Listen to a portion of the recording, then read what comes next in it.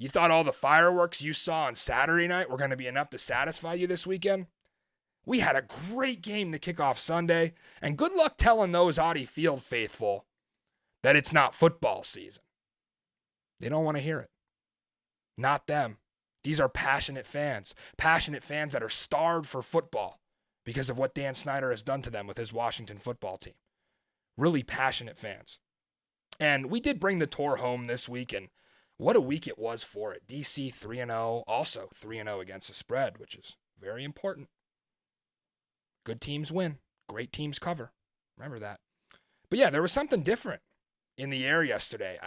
In my previous 2 stops, I had a great time in Arlington week 1 and Vegas week 2, but I don't know. These fans just know how to create this big game atmosphere, and it's the way that stadium is just kind of right on top of you. The crowd noise is incredible, and you know, there were beer snake cups flying through the air, of course. We knew that would probably happen. You can't give an entire section of fans the ability to run the beer snake back and inspect that after the game they're just going to all take their cup to the recycling bin. I mean, we'll learn. We'll get better as the year goes on. But yeah, the cups were flying through the air.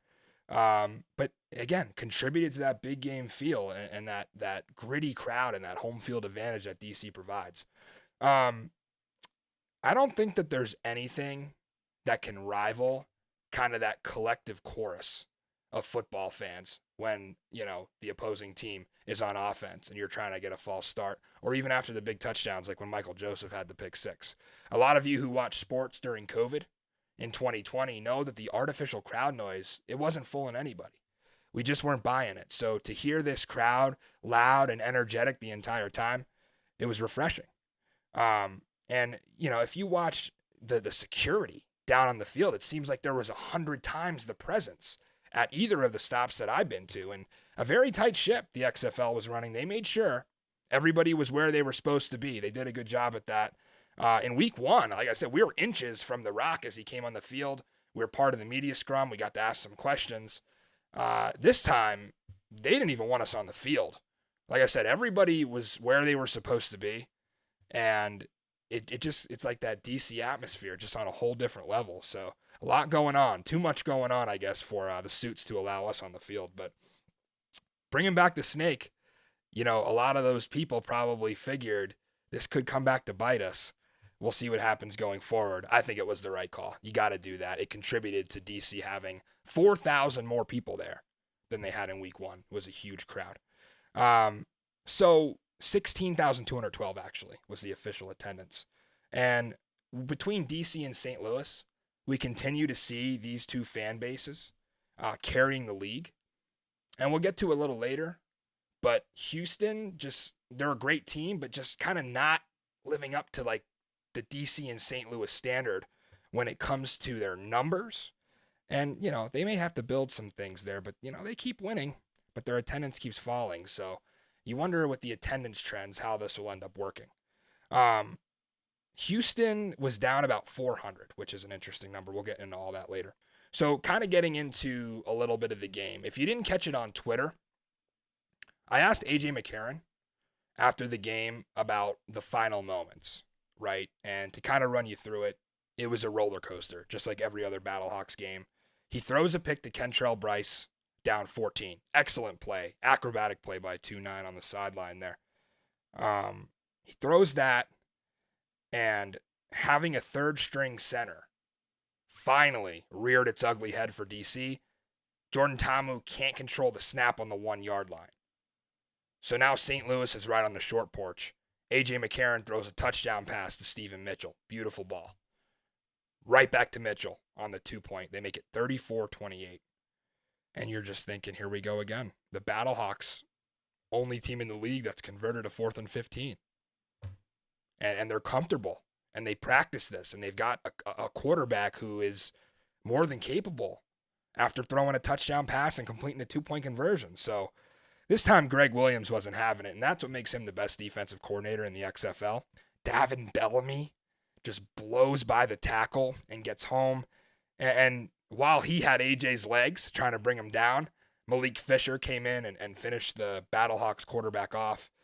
And I noticed AJ kind of point to his head. You guys probably saw that on TV. Was not happy that no helmet to helmet was called in that situation. So I wanted to kind of walk through in the press conference what AJ thought about all that. So I asked him, and, props to AJ, because after a sequence full of that much emotion, it's probably tough to collect your thoughts, but he is a professional, and he did answer our question as calm as he could, and he delivered a very careful monologue that you can go check out on Twitter if you want to see the whole thing. But he pointed to several calls throughout the game. He pointed to a call in the first half that stalled their drive out. He said there was an intentional grounding by Jordan Ta'amu that was missed that caused a DC field goal, and that's what actually DC went up 17-14 in the third because of it. So crucial 3 points there in a game that's so close. And then he talked about the helmet-to-helmet at the end and getting pile-drived into the ground, which is what kind of sparked that whole scuffle. So he also mentioned that he hasn't been, getting any defensive pass interference calls, and that at pretty much every level he's played, he's never had a problem. If there's interference, it's interference. But he was mostly upset with the officials coming over to the sideline and I guess apologizing, allegedly.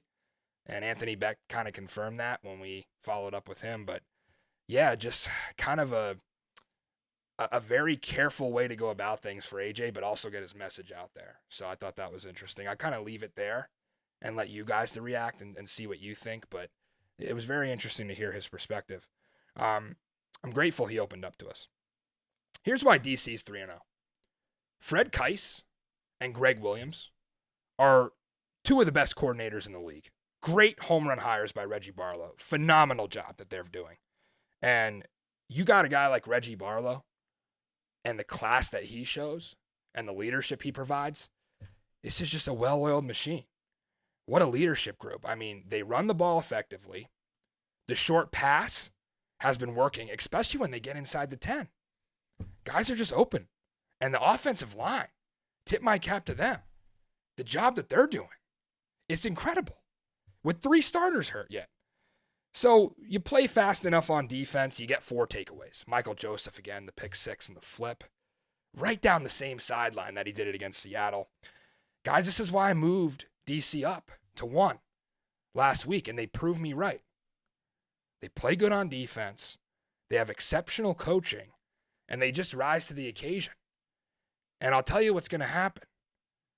5-0 Houston against 5-0 DC. It's coming. Circle it on your calendar for Monday night, March 27th. I'm not looking too far ahead, I promise. I know, I looked at the schedule.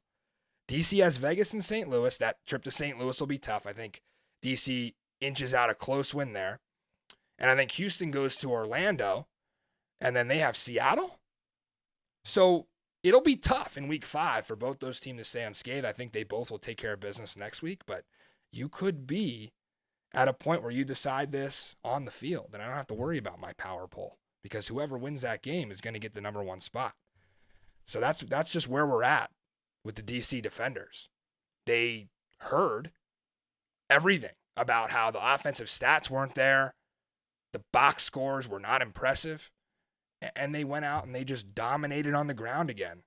You saw the rushing stats. They're leading the league in yards and touchdowns. Yards per carry could be better. And the fumbles, Raekwell Armstead has to clean that up. I think he had 2, and Ta'amu obviously had the 1 right down on the goal line that could have cost DC the game. Have to clean up the turnovers. But for the job that offensive line is doing, have to shout out some of those guys. Liam Ryan, Liam Fornadell, TJ Storman. A lot of these guys filling in for the injured guys like Jersey Mike Maietti and Ty Clary, doing a phenomenal job. A really great job by those 6 or 7 guys up front. And that was DC delivering defeat to St. Louis.